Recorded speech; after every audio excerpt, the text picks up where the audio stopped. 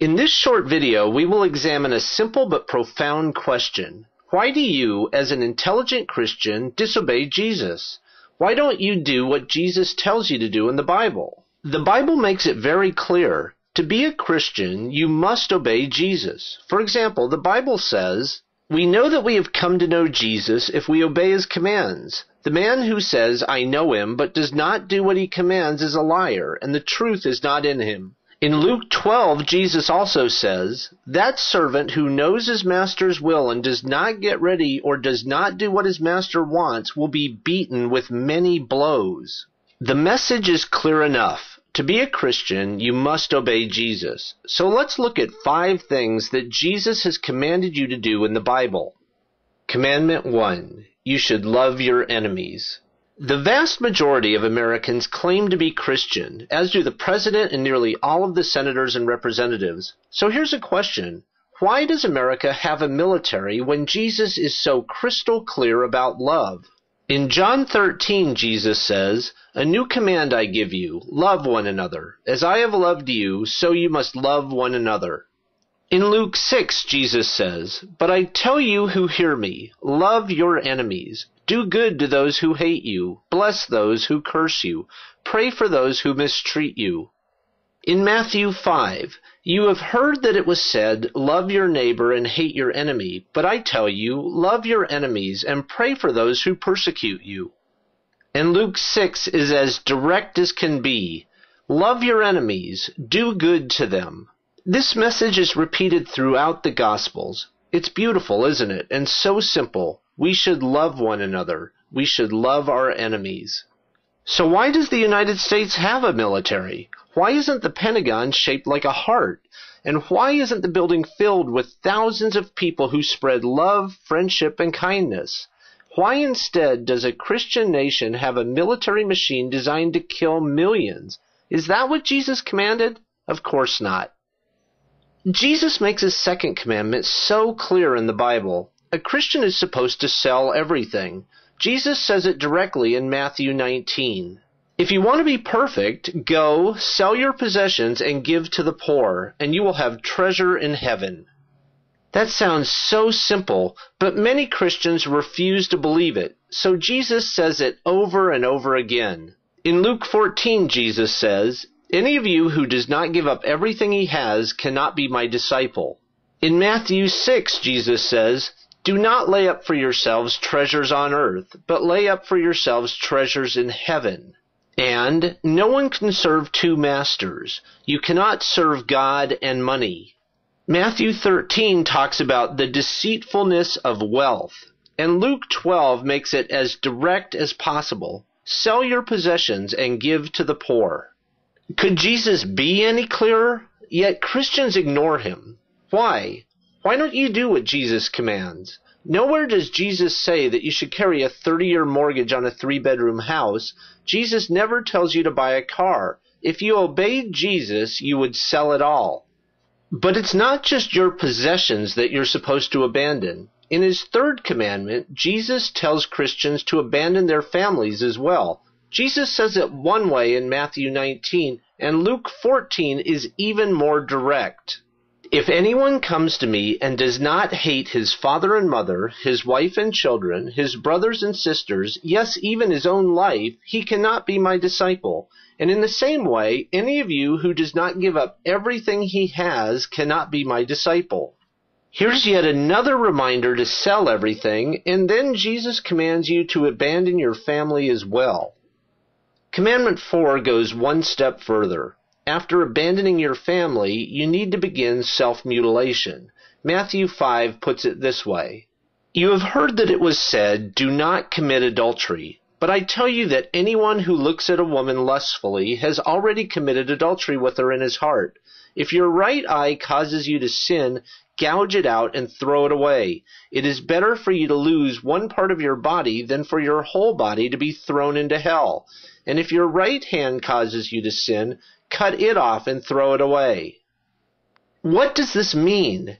It's obvious and it's straight from Jesus. It means that Christians who look lustfully at any woman, or watch pornography, or go to strip clubs should gouge out their eyes, or they're going to hell. And most Christians in jail should cut off their hands, since people usually use their hands to commit a crime. Can it get any worse? Yes, it can. Mark 16 contains the most amazing of Jesus' commandments. It tells Christians to drink poison. Here's exactly what Jesus says. "And these signs will accompany those who believe. In my name they will drive out demons. They will speak in new tongues. They will pick up snakes with their hands. And when they drink deadly poison, it will not hurt them at all." That's straight from Jesus. If you are a true Christian, you should be able to prove it by drinking deadly poison. So let's review. To be a Christian, you must obey Jesus, and we have seen 5 of his commandments in this short video. Chances are you haven't done any of these things. In other words, you aren't a Christian at all. You disobey Jesus every chance you get. Now here's the question to ask yourself. Why do you ignore everything Jesus tells you to do? Why do you disobey Jesus? You will go to hell for your disobedience. The reason is simple. You disobey Jesus because his commandments are absurd. You know that, and because you're intelligent, you act on your knowledge. The reason you ignore Jesus is because you know that he is wrong. For example, we can't get rid of the military because there are lots of bad people in this world. If you try to love them instead of fighting them, they'll kill you. You can't sell everything because it's insane. You need a roof over your head or you'll freeze to death in the winter. You need a job so that you can pay for your home. You need a car to get to work. You aren't going to hate your family. That's insane too. And why would Jesus tell you in one place to love your enemy and then in another place to hate your family? It makes no sense at all. Cutting off your hand? That's just stupid. Drinking poison? It's suicidal. Admit it. Anyone with any intelligence can see that Jesus is a lunatic. You don't do what Jesus commands because Jesus is crazy. So if you know that Jesus is crazy, and if you show it by constantly disobeying, why do you claim to be a Christian?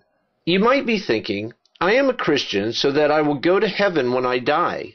But that's silly. If you want to go to heaven, you have to obey Jesus. Instead, you're ignoring him every chance you get, and rightly so.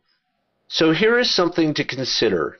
Could it be that you claim to be a Christian because you're afraid of other Christians? Many Christians are very scary people.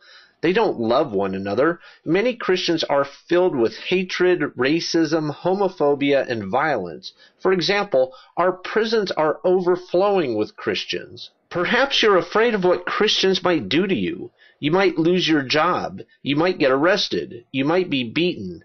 Your kids could get kicked out of Boy Scouts. You would be shunned by friends and family. The funny thing is, you fear these things from a group of people who are supposed to love everybody. It's a very strange kind of love, isn't it? The whole thing is unbelievable, but think it through.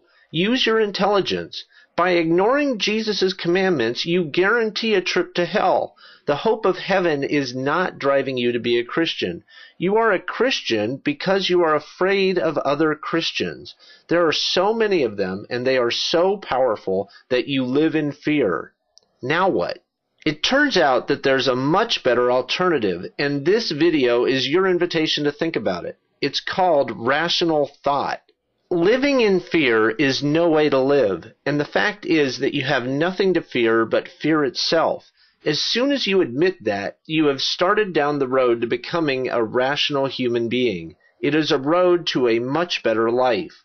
Rational people live their lives free from the lunacy of Jesus and his commandments. They live without fear and guilt. For example, rational people don't have to gouge their eyes out as Jesus demands. Rational people never think about drinking poison or abandoning their families. And rational people never worry about that imaginary place that Christians fear most, hell. Would you like to learn more about rational thought? This video is your invitation to learn about rational thinking. Please visit godisimaginary.com and whywon'tgodhealamputees.com. Thank you for your time today.